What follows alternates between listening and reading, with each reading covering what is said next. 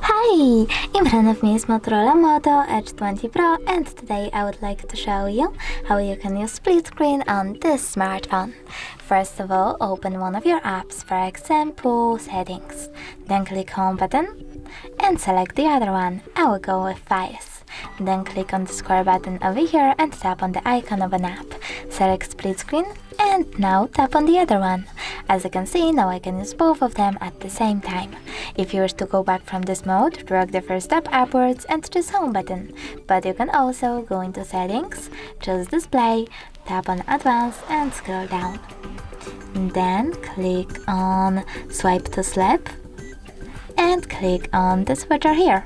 Now select Allow and tap on Try It Out.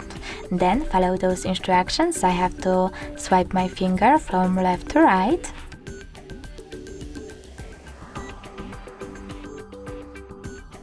I'm too slow. Maybe like that. Okay, here we go.